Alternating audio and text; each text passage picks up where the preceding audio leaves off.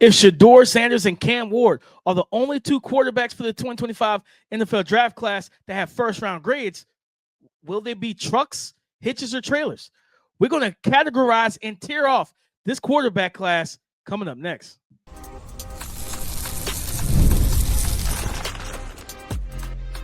You are Locked On NFL Draft, your daily podcast covering the NFL Draft. Part of the Locked On Podcast Network, your team every day. Welcome back to the Locked On NFL Draft Podcast, your daily podcast covering your favorite draft prospects, part of the Locked On Podcast Network, your team every day. I'm your boy, Damian Parson. I am an offensive draft analyst over at Bleacher Report, and that's my guy, Keith Sanchez. He is the director of scouting with the Draft Network and 2019 national champion with those LSU Tigers. And as always, guys, thank you for tapping in with us each and every day, being our everydayers. Guys, we have a fun show. We're going to tear off these quarterbacks for the 2025 NFL draft class before the 2025 scouting combine. Who are the trucks, the guys that actually can lead their team and be the catalyst to succeeding? Who are the hitches, the guys that just put the coach, the roster together? They just bring it all together. And then those trailers, the guys that kind of need more to be successful. We'll get into all of that. But today's episode is brought to you by FanDuel. Right now, new FanDuel customers can get $150 in bonus bets if your first $5 bet wins. Trucks, Keith, when I look at this class, it's essentially two quarterbacks that have first-round grades, Cam Ward and Shedeur Sanders. I had to ask myself, are either of these guys trucks? In my opinion, they are, right? When I look at these guys, I looked at Shedeur Sanders. You watch what he was able to do at Colorado. Colorado did not have, besides the receivers, they had no run game. Even with the improvement of the offensive line, that still wasn't on par of being probably a top 50 pass protection unit. And he still was the catalyst to them being successful, right? The defense wasn't great. It was on Shedeur Sanders. And I think people are going to have the conversation with, all right, how do you feel about his arm talent, different things like that? I was watching him and Cam Ward train together, one of their training videos on YouTube, and feels like he's tightening up his release and some of his mechanics, balls getting out with more zip and different things like that. That's the type of stuff I love to see, right? And just watching his tape, this is a guy, I think you put him in the offense where he does have protection. I don't think the weapon, and think about it, Keith, because of his accuracy, I don't think you got to give him a bunch of all-pro wide receivers. Like, you give him a good wide receiver one and some ancillary pieces, a la the New York Giants with a Malik Neighbors and Wandale and Theo Johnson and things like that. I think Shedeur Sanders could absolutely be a truck for a team.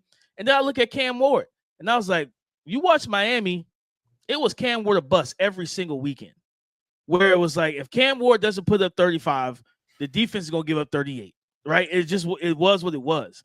And for a team that had not been, they were waiting to say the U is back for so long.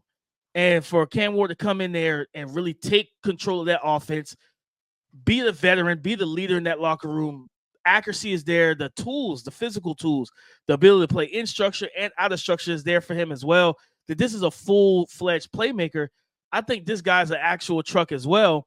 And, of course, the situation of, like, getting him with the coach, similar to getting Shedeur with a team that has an offensive line that won't let him be hit 65 times a year, it's going to be the same thing for Cam. Getting him with a coach that just reins him in and say, listen, you're not in college no more. You don't have to lead us to victory every single week. We've watched quarterbacks hand the ball off in the NFL, throw 15, 20 passes, walk out with a dub. Like, be able to tell Cam Ward and get him to understand that. And you can tell that he's very coachable as well.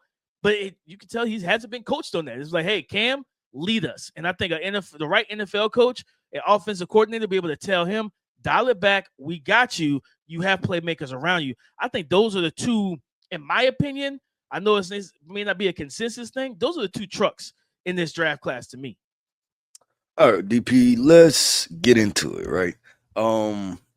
So presented with this conversation of trucks versus trailers, I started with the thought process of, okay, trucks, right? And who have been trucks in the past QB classes for me, right? You talk about Caleb Williams, you talk about Jaden Daniels. You look at what the 2022 class was just Kenny Pickett and Malik Willis. The 2023 class was, Bryce. Oh yeah, that was CJ. Bryce, CJ, Anthony Richardson, Will Levis, right? So I try to put this in context of, okay, how did I feel about all of these guys over the past 4 or 5 draft classes? And so I agree that this is a interesting quarterback class, and I battled back and forth with both Cam Ward and Shedeur Sanders with truck versus trailer. But I took into context some different, different elements that have played a part, them not being in great situations. And I do believe that both of them have the opportunity. So Cam Ward, Shedeur Sanders have opportunities to be trucks, right? Now, the interesting thing about them is that if you where do you place them if it's a bad situation? Like, what are the results that you're expecting? Are you expecting them to lift the entire bad organization? And maybe you can't any quarterback to do that, right? But I think I thought this conversation or this class specifically presented, like kind of different variants of it, because you also want to see maybe they potentially Hitches too. But I ultimately settled like, hey, these are the 2 guys that are trucks, the Shedeur Sanders, Cam Ward, and then I think there's a separation after that. Yeah, and I agree with you, Keith. I think, and you tell me if you agree. I feel like coaches in the NFL, they should draft these quarterbacks to be Hitches out the gate. Like, I'm not drafting you to lead and like become Adonis and take the world of our team and our franchise and put it on your back. You know what I mean? The last guy that they actually said could do that was Trevor Lawrence. And he had Urban Meyer as his head coach. And that was one of the worst rookie years I've ever seen from a quarterback. Right. And then, I mean, he had a better year 2 and 3 and everything. He's gotten paid, but what has he become? He has not become the guy that the next Andrew Luck that the pre-draft narratives said. And I'm not gonna pat myself. No, I am gonna pat myself on the back. I told everybody that this was not that situation, that he was not Andrew Luck, that this was not a generational type situation. I never really believed in it. I believed in the physical tools, but I just saw some things missing, and I'm like, I don't think so. Well, I watch Andrew Luck, and I'm like, that's a dude. You know what I mean? I just watched Andrew Luck every weekend at Stanford, and I felt like that was a truck. Like, this was a guy that you could just put the franchise on his back. And we saw that his first year, I think his first year in Indianapolis, after they gained the first overall pick, I think he led them to the playoffs, right? Like, so I just look at it like, you want to get these quarterbacks in and let them be Hitches out the gate. I think the Caleb Williams stuff, like, and there's reports coming out about some of the stuff between him and the OCs and stuff like that.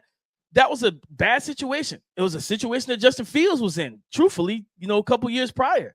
And I think these teams need to come in and game plan for these quarterbacks to just manage the game. I think when you have these talent, like these uber talented truck trait type of quarterbacks, Keith, I want you to learn how to be a game manager first. Because that's when you're most dangerous. When I know that you can check in and out of run calls and I can get you, it's 3rd and 8 and you can deliver the ball, but we get into 3rd and 2 and you see too high, you're like, man, screw that pass play, check, kill, and you run our running back right up the gut and we convert the first. Learn how to manage the game, not make the mistakes, because then as you develop and you become that truck, that's when you're most dangerous. When you watch a Pat Mahomes manage the game until then late in the game, he destroys you. Josh Allen, Lamar Jackson, Joe Burrow, those guys that they don't have to do everything right at the gate. So I think with this class, I think those are the 2 trucks, Keith. But I'm not gonna lie, I think there's potential for a couple more trucks, to develop in this class, and we can get into it in a little bit. Yep, let's have this conversation, DP. And I think this is the more interesting part, right? The Hitches, something came up with on here that a lot of people don't think about, right? The middle part, the glue that keep that whole process together, right? You don't have a truck in a trailer situation. The most important part of that situation is the hitch. So let's talk about that, DP. Those quarterbacks that we believe are the Hitches that could potentially be in the middle that can hold the process together. They're not pulling it, they're not carrying from the behind, but they're in the middle and a very strong glue point of an entire offense. Let's talk about those quarterbacks from the 2025 NFL draft class coming up next. As a small business owner, your work doesn't end when the clock hits 5. Your business is always on your mind, which means when it's time to hire, you need a partner that works just as hard as you do. That's where LinkedIn Jobs comes in. When you clock out, LinkedIn clocks in. LinkedIn makes it easy to post your job for free, share it with your network, and get qualified candidates all in one place. Post your job. LinkedIn's new feature can help you write job descriptions and quickly get your job in front of the right people with deep candidate insights. And here's a pro tip. Add the hashtag hiring frame to your profile picture to double your reach to qualified candidates. No wonder 72% of small businesses say LinkedIn has helped them find high quality hires. So post your job for free at linkedin.com/lockedonnfl. That's linkedin.com/lockedonnfl to post your job for free. Terms and conditions apply. Keith, I think you should get the word hitches as a draft term, like coined, because you started this. Like nobody else ever mentioned this. It's always trucks and trailers. You were the one that kind of like brought this to the forefront, and we've used it ever since. And I look at the hitches in this class, Keith. There's there's three guys in this class that fall in this hitches category that I alluded to in the first topic that I think could be trucks and develop into trucks. Will Howard from Ohio State, Jackson Dart from Ole Miss, and Jalen Milroe from Alabama. When we talk about trucks, a lot of times we talk about the ability to carry a load, right? I'm not hitching a wagon of bricks to a Prius. I'm not doing it. It's not possible. So it's like having a guy that has a physical frame, arm talent, mobility, fitting today's mold of quarterback, of what makes you a game changer. Like those guys have it. Will Howard from Ohio State, 6'4", 235 pounds, big arm, mobile, right? You got Jackson Dart, who's like 6'2". I think he's like 220.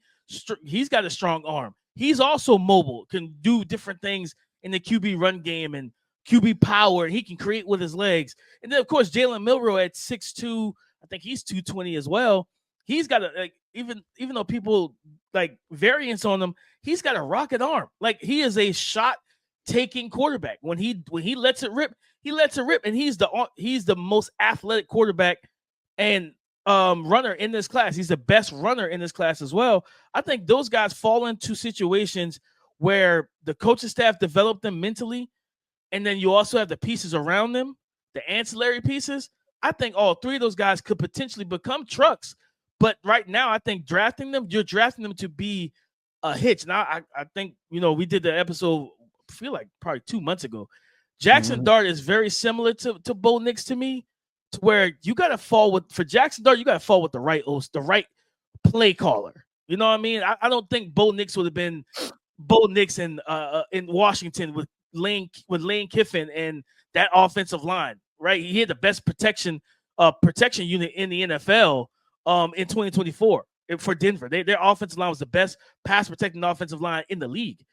That looks a little different if you're in Washington. You know what I mean? With Lane Kiffin and that offensive line and very little run game, I don't think he has the same exact type of success.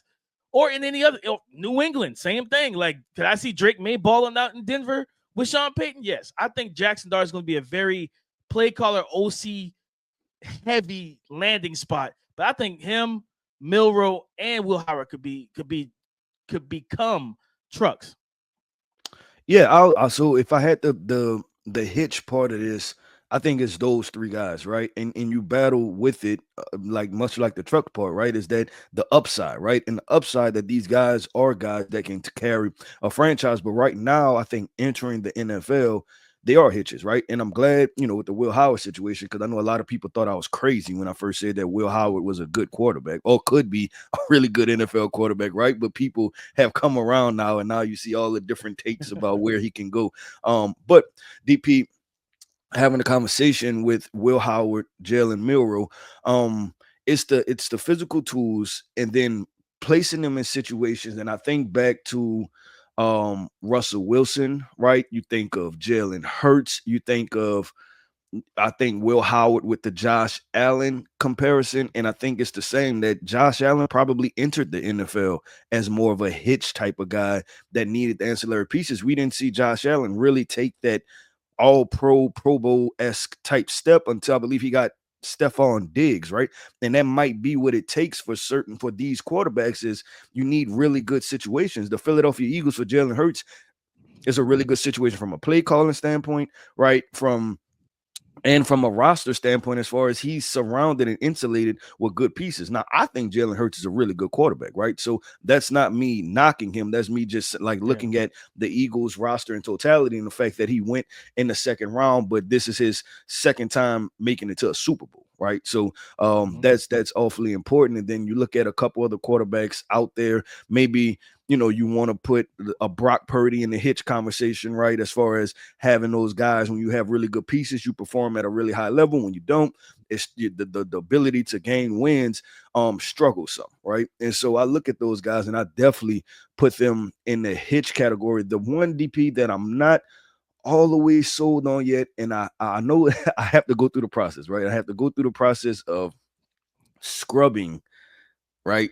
Of what I've seen from Matt Corral, and I know what I'm doing. I'm definitely helmet scouting. I know it, right? And I have to battle with myself back and forth, right? I have to talk to myself. It's this scouting thing is mental hurdles, right? That you have to jump over. But I see. From the physical tool standpoint, I've seen enough at the Senior Bowl to say it.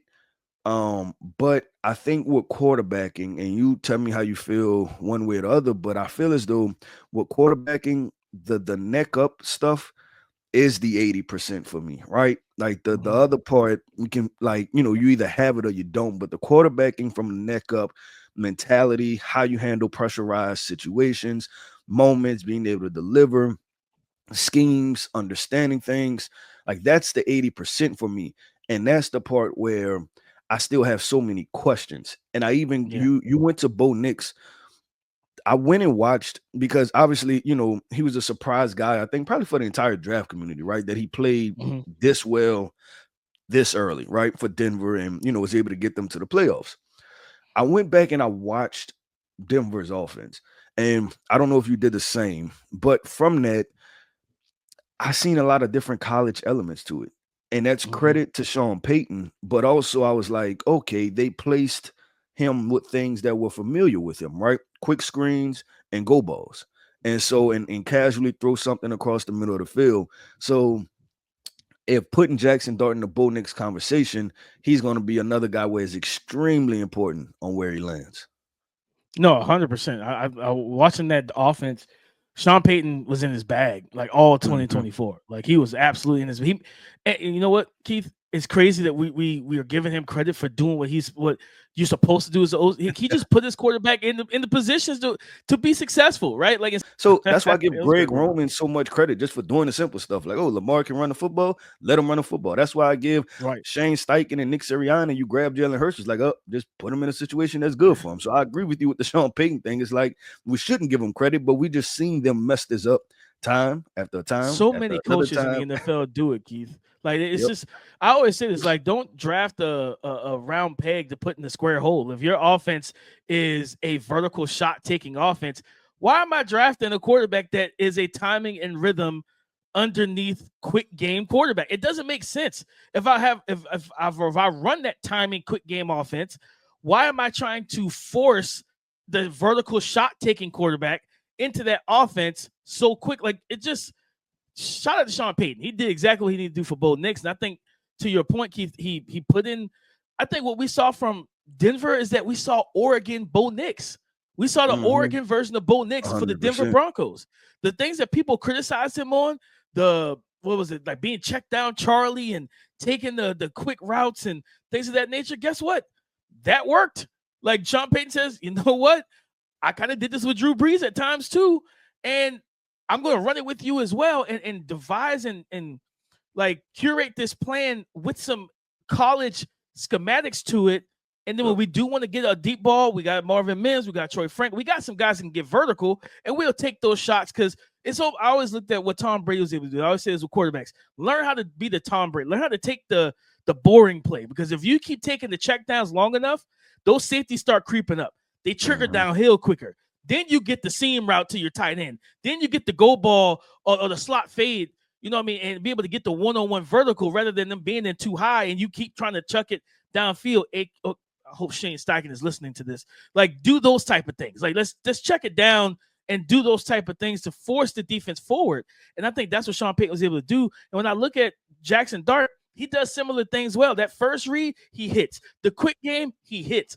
But when you start, like you said, the mental game, when you start making him kind of go through his reads, you start making him hold the ball longer, you start seeing a little antsiness from him, and then you get the mistakes. And I think for him, it's just like, do I think he could be a legitimate truck? I do. I think he's got all the physical tools to be that. But I'm with you, Keith. I just worry so much about the mental aspect of the game. I think it was at the Senior Bowl. He ran out of bounds and threw a pass, like in the red zone off a play action. It was an NFL normal concept, and he had two guys open. I'm like, yeah, he's not used to this. So he's not confident throwing that ball in somewhat of a congested situation, but the play call got two guys open. He just didn't throw it. No, until he was out of bounds. DP is still count, man. It's still count. But let's keep this thing going and flowing, man. We're going to talk about trailers, right? We talked about the trucks, the guys that we believe can pull a franchise. We talked about the hitches, right? The guys that can be the glue, the conduit, right, between the head coaching, the offensive line, the skill position players, right? They keep everything going when everything is in a good situation. And now we're about to talk about the trailers. The quarterbacks we believe can play in the NFL, but they have to be in situations that are great across the board to where they can be pulled, but they can do their part of the entire job. We're going to talk about that coming up next. When the game tips off, the NBA action is just getting started, and there's no better place to get in on it than FanDuel, America's #1 sportsbook. With FanDuel, you can place live bets throughout the game. So even if you miss the opening tip-off or want to bet on a fourth quarter comeback, you can stay in the action. And if you're looking for a bigger payout, you can even combine your live bets into a same game parlay. I love using FanDuel's live betting feature because it keeps every moment of the game exciting. Whether I'm backing my Pistons for a late game rally or picking Cade Cunningham or Malik Beasley hit a late clutch 3, I never feel like I missed my chance. And the app is super easy to use, and when you win, you get paid instantly. Right now, new customers can get $150 in bonus bets if your first $5 bet wins. Just visit FanDuel.com to join today. That's FanDuel.com for your shot at $150 in bonus bets. Make every moment more with FanDuel, the official sports betting partner of the NBA. Thank you for making Locked On NFL Draft your first listen today and every day. Shout for being our everydayers. Trailers, Keith, and you broke it down very well about what the trailers mean. Like, guys that you put the right pieces around them, like they can make the right plays. And I look at Kyle McCord from Syracuse. Kyle McCord, and I think over at Bleacher Report, I comped him to Kirk Cousins. And like, I think Kyle McCord is a trailer that could become a hitch. How we talked about with Will Howard, them could become a truck. I think he could be a hitch similar to a Kirk Cousins, where it's like the arm talent's there, accuracy is there, ball placement is there, the mobility is not. So it's like when you get pressure and different things like that, and you move him off his spot, that's when you get the worst of Kyle McCord. That's truly when you get the worst of Kirk Cousins. And it's like when you're able to play on time within rhythm and you're protected, these guys can dot every I and cross every T. But that's not the state of the NFL. You're going to get pressure. Guys are going to get in your face. They're going to hit you. How do you handle that? And I think for him, a team, and I think I have I believe a late third. Yeah, I have a late third, like back into the third round grade on him, early fourth, somewhere in that range. And you think about teams that need quarterbacks, like if a team decides to pass on a quarterback in round 1, right? Like, and you say, listen, maybe we wait to day 2 and you just build the roster through your first early picks and you get to back into round 3, early round 4. Kyle McCord is one of those quarterbacks that you could take that flyer on, but for number 1, you're not spending premium draft capital on him, right? So similar, you brought up Matt Corral earlier. Like Matt Corral was like a 3rd round pick, and I was pretty sure that they drafted Bryce Young like the next year or 2, or whatever the case. They brought in like Baker Mayfield and Sam Darnold, then they drafted Bryce Young. They had no problem moving on from him because he was a 3rd round pick. You know what I mean? Sam Howell was a 5th round pick. The Commanders like, yeah, we spent 5th round pick on you. We still wouldn't draft Jaden Daniels. Same thing with Atlanta Falcons with Atlanta Desmond Ritter. Falcons with Desmond Ritter. The Titans, right, with Malik Willis. Same thing. Mm-hmm. Like 100%. The only team that we've seen say, "Hey, we drafted you the top 10 and we still move on," was the Cardinals with Josh Rosen to Kyler Murray. So it's like you don't see that too often. So you're not spending premium draft capital on him, Keith. But I think what he does well, I think this is a dude that could absolutely be a trailer potential hitch for the right team. And somebody asked me on Twitter teams that I think that would be good fits for him. I always go back to the San Francisco 49ers. If you have any angst about paying Brock Purdy 50, 60 million, or if you do pay him, but you give yourself a contractual out, like Kyle McCord would be a great backup behind him that could potentially be your starter if Brock Purdy doesn't play well after you pay him. Yeah, I'm gonna go with this for a couple of trailers that I have. DP, Kyle McCord is in that bucket. I struggle because I may put Jackson Dart in that trailer bucket and not the and not the hitch. Hitches. But a guy that I may flip it and have the conversation, Dylan Gabriel. He's a guy that I want to put on as a high-end trailer, right? And close to the hitch situation. And I always talk about Dylan Gabriel with the Miami Dolphins, or just teams that run similar type of offenses and have skill position players that can separate vertically and things like that. I think Dylan Gabriel is a guy that can go there. But yeah, you look at teams that need offense. I mean, that need potentially quarterbacks or good backups and trying to place themselves in transition spots, right? To where it's like, hey, we may be trying to move on from X quarterback, or even I think about DP teams that, necessarily feel like they have a better situation and may not want to spend a first round draft pick on it, but like, hey, if we could spend a second, third round pick on a quarterback and, get a veteran out of free agency and do it that way. I think these quarterbacks, you can talk about like the Dylan Gabriel, the Jackson Dart bucket, the Kyle McCord bucket, because I do like Kyle. I told you there are certain elements of his game, and probably some of it was from a build perspective, but obviously they didn't accomplish nowhere near the same amount of stuff. But Baker Mayfield, he reminds me of that, just, pushing the football vertically. I think they have very similar athletic ability. And you've seen that Kyle McCord could play football. It's not due to a lack of talent, whatever the Ohio State situation was. And I mean, and even with Will Howard, with all the buzz that Will Howard was getting, nobody was talking about Will Howard in September, October, or November, right? Just because it seemed that Ohio State wanted to win a very specific type of way, which didn't allow quarterbacks to really showcase their true arm talents. And Kyle McCord could be one of those guys that, hey, you have to dive in and really pay close attention to, because maybe he can do a lot of things. No, 100%. Yeah, Dylan Gabriel definitely made my trailer looks like, I think the Miami Dolphins, and it's not just us. I've heard multiple people like, man, Dylan Gabriel to the Dolphins seems like it's the perfect fit, behind Tua and everything like that. If the Dolphins don't draft Dylan Gabriel, I don't know what we're doing. I'm like, it's just it's synergy. It matches, right? For me, Keith, I look at Quinn Ewers, and this is what you talk about, how you kind of thought going back and forth for Jackson Dart. That's where I'm at with Quinn Ewers, because I think Quinn Ewers could be a hitch. Yeah. Yep. But it's like I don't know. Like the mental stuff with him drives me up a wall. Like in the pocket presence, the taking sacks when you shouldn't take them. Accuracy wise, like I'll say this. I think he might be top 3 in this class in terms of accuracy when he's on. When he's dialed in. When he's dialed in, you could say he's a first round quarterback.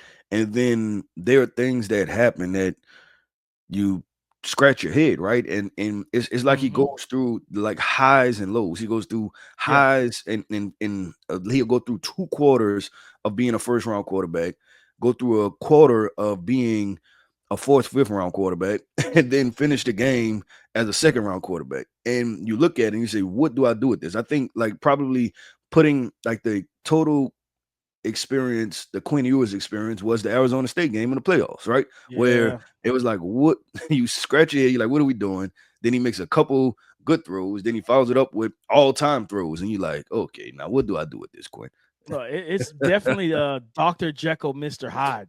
And it's like, I think you get him with the right coach that can put him in the right situation. I think for him, like I mean, granted they have JJ McCarthy. I would love to see Quinn with Kevin O'Connell, like one of those player led. I'm not gonna lie, I would like to see Quinn with Mike Tomlin. Those player first coaches that's going to like coach up the human, coach up the player. They want. It's not just about job security for them. It's like I understand is if you pan out, I pan out. Like you play well, guess what? You get the contract extension after 4 years. I get a contract extension. Like we're gonna make sure that we are paired together, and this thing works out. And I just think with Quinn, like I said, I waffle back and forth because I want to put him in the hitch, and then it's like, dude, like you have some the lows. Just I don't know. Like the lows, he looks like a trailer, but I think he's one best way to put it. He's a high end trailer that could absolutely become a hitch in the NFL. And be that glue guy to that roster that's talented, to that good head coach, offensive coordinator, the Kyle Shanahans, the Mike McDaniels. Like, I think, that's a interesting landing spot in Miami because he brings a little bit more ability. He brings a little bit more, like, throwing the ball down the field than Dylan Gabriel and, like, a Tua would and everything like that. So I think he's going to be very landing spot specific, which, I mean, most of the quarterbacks – you want them to be in specific landing spots, but certain guys is like, man, if you go to the wrong situation, yeah, this is not going to work for you. And I think Quinn Ewers is one of those guys wholeheartedly, Keith, and also Riley Leonard. That's another trailer, got good tools, but, what do you do with him? DP, let's go ahead and wrap that thing up, man. And this wraps up another episode, man, of the Locked On NFL Draft Podcast. I want to end this podcast off by saying shout out to our everydayers. Thank you for tapping in with us each and every single day. Every listener is greatly appreciated here over at Locked On NFL Draft. I am Keith Sanchez. You can find me on X at The Talent Code. That right there is my guy, my co-host, Mr. Damian Parson. You can find him on X at DP_NFL. And like we like to say, man, y'all come talk to us because we like to talk back. Go subscribe and follow for free on YouTube wherever you listen to podcasts to get the latest episode as soon as it is available. Thank you for being our everydayers. Guys, on tomorrow's show, we get into more draft discussions. The combine to be here before you know it, but come and join the conversation again tomorrow on the Locked On Podcast Network, your team every day.